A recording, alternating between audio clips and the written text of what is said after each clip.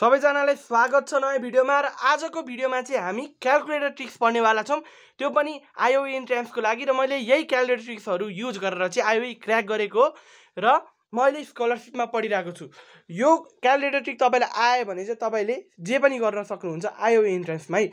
यो यदि आजको यो चाहिँ पार्ट 1 हो, पार्ट 2 आउनेवाला छ। पार्ट 1 मा चाहिँ तपाईले सबै कुरा मेन चाहिने जुन आईओई इन्ट्रान्सको लागि एकदमै इम्पोर्टेन्ट छ त्यो वाला क्वेशन र पार्ट 2 मा चाहिँ अझै त्यो भन्दा नि बढी नलेजको लागि मैले पार्ट 2 ल्याउने वाला छु र यसमा चाहिँ खाली यस्तै वाला क्वेशन सोध्ने छ। आईओई इन्ट्रान्समा चाहिँ एउटा म्याट्रिक्स दिएको हुन्छ हैन, म्याट्रिक्स दिएको हुन्छ। म्याट्रिक्सबाट चाहिँ तपाईले के सोध्न सक्छ भन्दै फाइन्ड डिटर्मिनेन्ट, फाइन्ड ए को स्क्वायर, फाइन्ड ए को पावर क्यूब, फाइन्ड ए को power 5, find transpose matrix of A, find inverse of A, find adjoint of A. यस्तो खालीको क्वेशनहरु चाहिँ तपाईले यस्तो क्वेशनहरु चाहिँ दिएको हुन्छ। मैले चाहिँ यो भिडियो अलरेडी एउटा बनाइराखेको थिएँ, ठ्याक्क कल आएर चाहिँ त्यो भिडियो रोकियो। त्यही कारणले गर्दाखेरि फेरि म त्यो भिडियो बनाउँदै छु र यहाँ मैले अलरेडी बुझाइसकेको थिएँ। फेरि तपाईलाई चाहिँ म बुझाउने वाला छु। तपाईलाई यो म्याट्रिक्स दिएको हुन्छ, यो तपाईलाई 3x3 म्याट्रिक्स भयो, यो तपाईलाई 2x2 म्याट्रिक्स भयो है। अब तपाईले कसरी क्याल्कुलेटरमा गर्ने सबै अब तपाईले नि 12 को तरिकाले यो गर्न थाल्यो भने त 2x2 लाई त सजिलो हुने भयो, एकछिनै भ्याइदिन्छ यो जो सबै गर्नलाई। तर 3x3 म्याट्रिक्स मैले अहिले ल्याएको छु नि यसरी 3x3 म्याट्रिक्स चाहिँ अब कसरी यो अब हेर्नु, यो a * a गर्न नि गाह्रो भयो, a गर्न नि गाह्रो भयो, यो गर्न नि टाइम लाग्छ, ट्रान्सपोज निकाल्न नि एकदम टाइम लाग्ने भयो, एडजोइन्ट निकाल्न सबसे धेरै टाइम लाग्छ। यो त एकदमै बढी मार्कको नै सोध्छ के रे 12 मा। तर आईओई इन्ट्रान्समा त यो त 1 मिनेट भन्दा कम टाइममा गर्नु पर्यो नि त हो। त्यही कारणले गर्दाखेरि आईओई इन्ट्रान्समा चाहिँ हार्डवर्क भन्दा नि स्मार्ट वर्क गर्नु पर्यो कि। अब यहाँ क्याल्कुलेटर चलाउन जान्नु पर्यो। आजको भिडियोमा चाहिँ तपाईले एकदमै ध्यान दिएर सुन्नु भयो। तपाईले म्याट्रिक्सको चाहिँ दोहोऱ्याएर फेरि हेर्नु पर्दैन। फर्स्ट अफ अल यसरी क्वेशन दिएको हुन्छ, फाइन्ड यो भनेर दिएको हुन्छ, एउटा यो हैन, यो पनि सोध्न सक्छ, जुनै सोध्न सक्छ यहाँबाट। त्यही भएर तपाईले बुझाउने वाला छु। सबैभन्दा सुरुको स्टेप जुनमा नि सुरुमा यही गर्नु है। म्याट्रिक्सलाई मोड थिच्ने, यहाँ 6 मा म्याट्रिक्स छ 6 थिच्ने, त्यसपछि 1 मा जाने कि त 2 मा जाने 3 मा। यो चाहिँ भनेको तपाईलाई म्याट्रिक्स ए मा भ्यालु हाल्नु मन छ कि म्याट्रिक्स बी मा भ्यालु हाल्नु मन छ कि म्याट्रिक्स सी मा भ्यालु हाल्नु मन छ। यो पार्ट चाहिँ ध्यान दिएर हेर्नु है। यो वाला चाहिँ तपाईले अहिले म बुझाउँछु के है। मैले चाहिँ 1 मै युज गर्नु, तपाईहरुले 1 मै नै हाल्दिनु। यो 1 थिच्ने। अब 3x3 हो कि 2x2 म्याट्रिक हो। 3x3 म्याट्रिक भयो भने 1 थिच्ने, यदि 2x2 हो भने चाहिँ हाम्रो यो 5 थिच्ने। अब अहिले त 3x3 गरेर आयो, त्यही भएर म 1 थिच्छु 1, ठीक छ।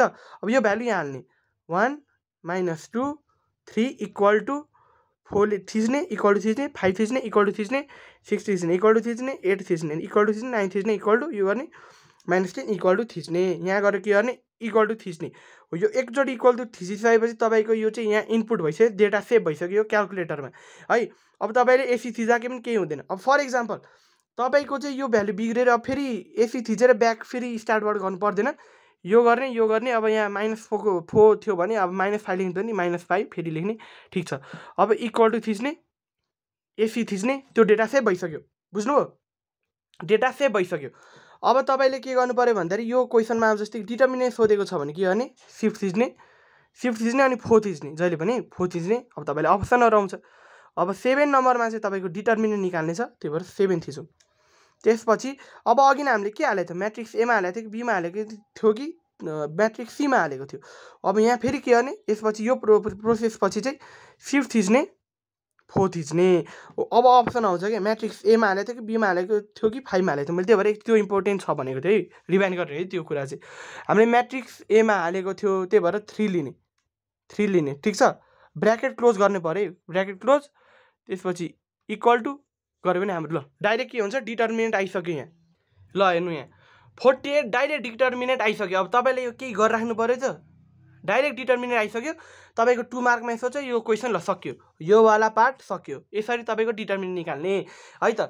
त्यसपछि अब ए स्क्वायर निकाल्न त तपाईको हेर्नु त, ए स्क्वायर भनेको त तपाईको a * a हो। तपाईले प्रोसेसबाट गर्नु भएको भए त दुईटा यो सेम म्याट्रिक्स हाल्नु पर्यो। त्यसपछि यसलाई त म्याट्रिक्स मल्टिप्लिकेसन गरेर त धेरै टाइम लाग्ने भयो र धेरै स्पेस खाने भयो। आईओई इन्ट्रान्समा त एक पेज मात्र दिया हुन्छ, त्यही पनि A4 पेपर हैन त। त्यही कारणले गर्दाखेरि चाहिँ तपाईहरुले के गर्नु पर्यो भन्दाखेरि दिमाग लाउनु पर्यो, क्याल्कुलेटर युज गर्नु पर्यो। तपाईँलाई म्याट्रिक्स ए मैले हालिसकेँ, त्यही भएर मैले केही फेरि दोहोऱ्याएर हाल्नु परेन नि त अहिले होइन। अब यहाँ के गर्ने, फेरि सिफ्ट थिच्ने, फेरि सेम प्रोसेस 4 थिच्ने। अब त हामीले कुन हो अरे, म्याट्रिक्स ए हो खासमा, त्यही भएर 3 थिच्ने। फेरि अब यसलाई कि त यस्तो नि गर्नु मिल्यो है, स्क्वायर डाइरेक्ट एकचोटि गर्न मिल्यो। हेर्नु, स्क्वायर गरेर डाइरेक्ट हाम्रो एन्सर आइसक्यो, यति हुँदो रहेछ, बुझ्नुभयो?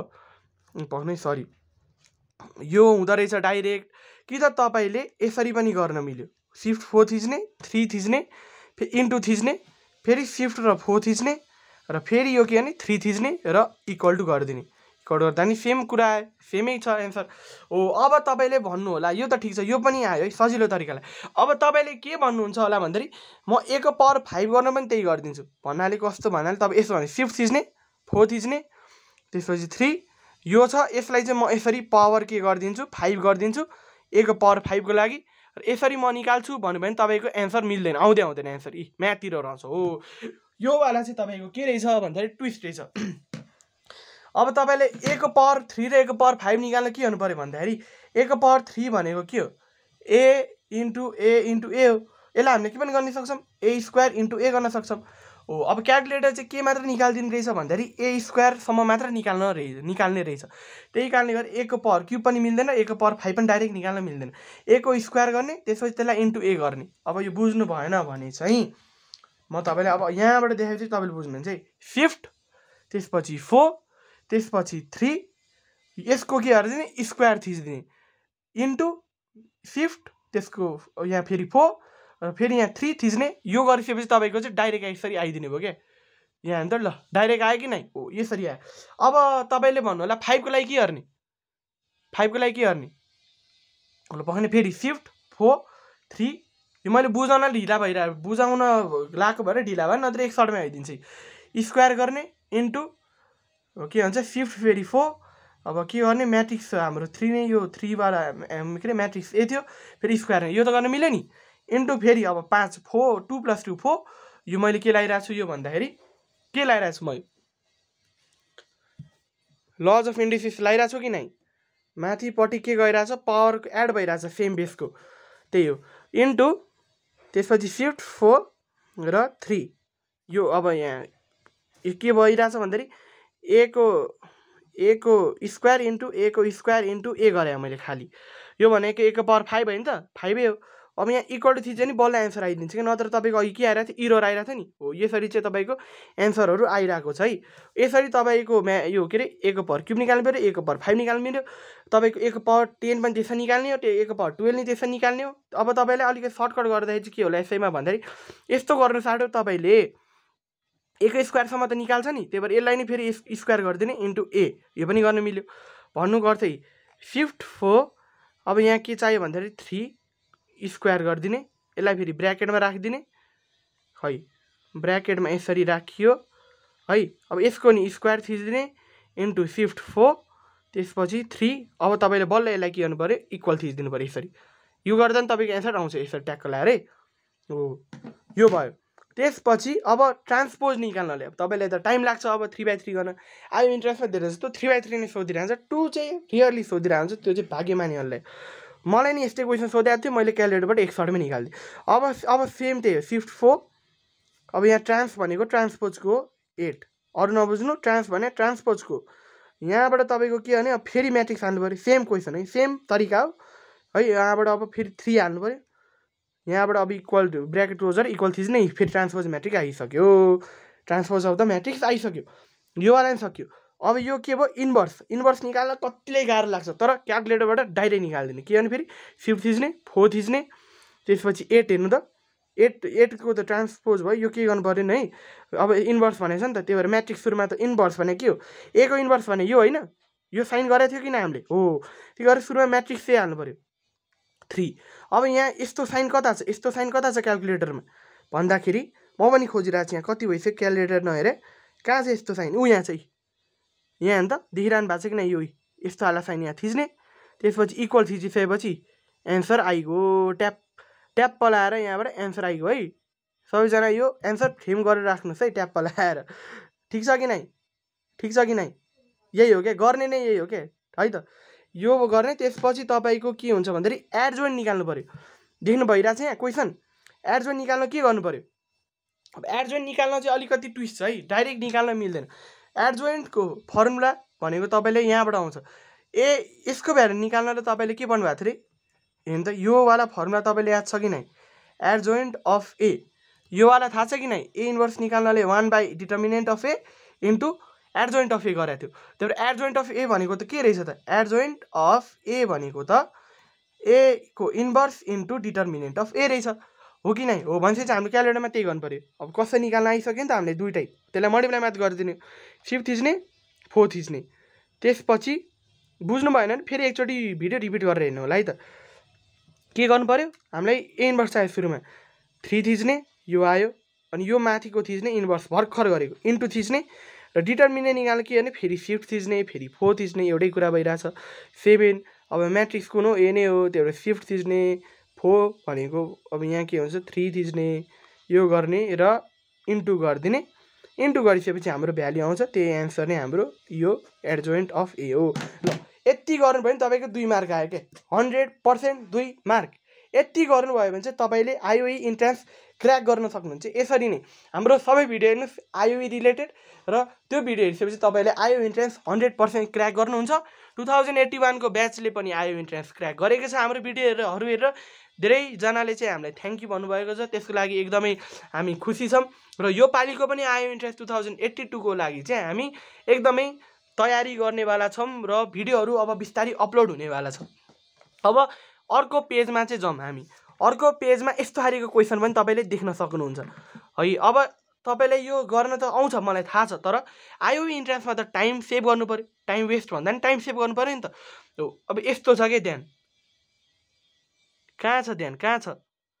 यहाँ म उठी पढाइरहेको छु अब यहाँ च्याटिङमा व्यस्त छन् केटाहरू यता ध्यान दिनु पर्यो आइओई इन्ट्रान्स अब आउन लागेको छ यता ध्यान दिनु पर्यो है सबैजना तपाईँहरूले यता ध्यान दिनुभयो भने पछि गएर तपाईँहरूलाई नै फाइदा हुनेवाला छ त्यही कारणले गर्दाखेरि यता चाहिँ ध्यान दिनु पर्यो है लभ सबको चक्करमा पर्ने होइन अहिले एक्जाम पछि इन्ट्रान्स क्र्याक गर्ने त्यसपछि लभमा पर्ने बरु है त यो अब के हुन्छ भन्दाखेरि अब तपाईँलाई दुईवटा अब त अघिको ए मात्र दिएको थियो नि त अहिले त ए म्याट्रिक्स ए दिएको छ म्याट्रिक्स बी दिएको छ अब एबी निकाल्नु के भन्छ सेम प्रोसेस हो तर दुईवटा म्याट्रिक्स युज हुनेवाला छ अब तपाईँले यसको लागि चाहिँ के गर्नु पऱ्यो भन्दाखेरि अघि हामीले म्याट ए मात्र ल्याएको थियो नि क्यालकुलेटरमा अब म्याट ए र म्याट बी दुइटै लिइदिने कि त्यति मात्र फरक हो यहाँ के गर्ने भन्दाखेरि सेम कुरा मैले मोड थिचेँ फेरि सुर्दै गर्छु मोड थिचेँ त्यसपछि यहाँबाट 6 थिचेँ है म्याट्रिक्स अब 1मा चाहिँ म्याट्रिक्स ए छ त्यसमा भ्यालु हाल्छु सुरुमा ए को है यहाँ अब 3/3 हो नि त दुइटै 3/3 1 थिचेँ मैले भर्खर 1 थिचेँ यो 1 थिचेको यहाँ 2 5 8 म पहिला हाल्छु तपाईँले थाहा चाहिँ छँदैछ कसरी हाल्ने भनेर होइन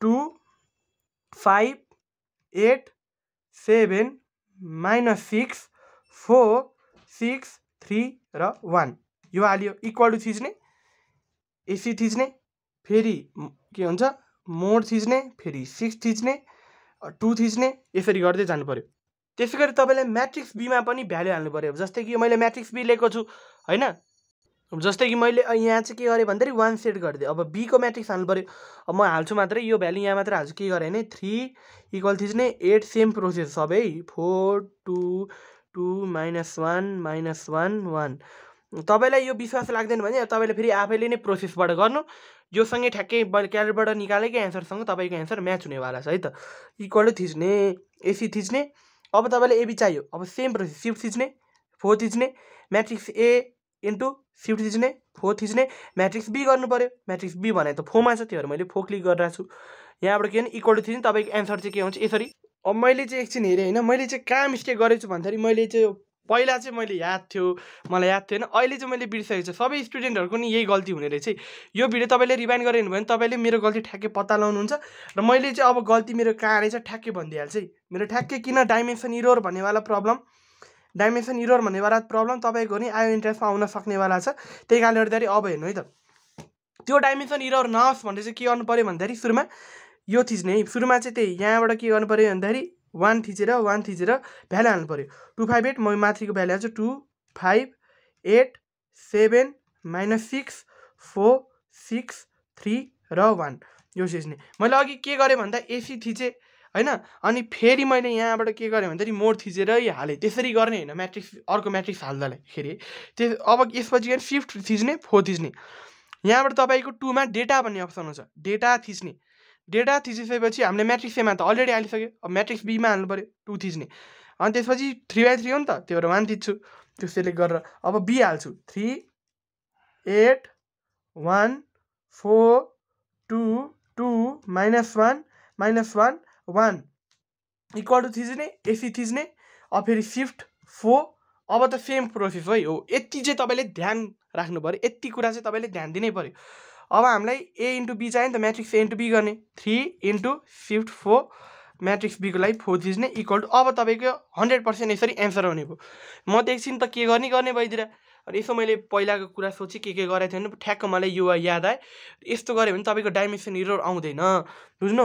अब तपाईँलाई यो निकाल्न त आइहाल्छ, यो त मैले अघि सिकाइसकेँ। यो पनि आउँछ, ए प्लस बी गर्न नि त्यही गर्ने। मैले हालिसकेँ नि, डेटाहरू हालिसकेँ, मलाई केही गर्नु पर्दैन। 5 थिच्ने 4 थिच्ने 3 डेटा हाल्नलाई मात्र गाह्रो है। प्लस के गर्ने, अब यो फेरि 4 थिच्नु पऱ्यो यहाँ। अब त आउँछ कि डाइरेक्ट, डेटा हाल्न मात्र गाह्रो।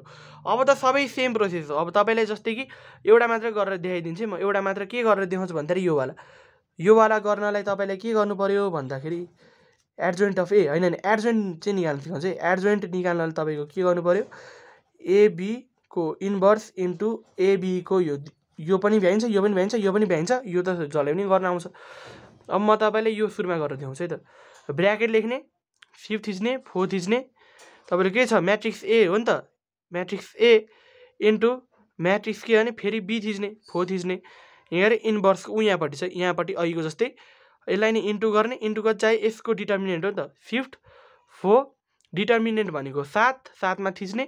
त्यसपछि अब म्याट्रिक्स एबी हाल्नु पऱ्यो, shift 4 matrix A into matrix के गर्ने फेरि अब बी थिच्नु पऱ्यो, 4 थिचेर शिफ्ट 4 थिचेर यहाँ बी कति छ 4 मा छ भने चाहिँ यो गरेर तपाईँको इक्वल टु थिच्यो भने तपाईँको डाइरेक्ट यहाँ के आइदिन्छ भन्दाखेरि एन्सर यसरी आइदिने भयो। तपाईँले यो नि गर्न आयो, यो नि गर्न आयो, त्यसपछि यो नि गर्न आयो।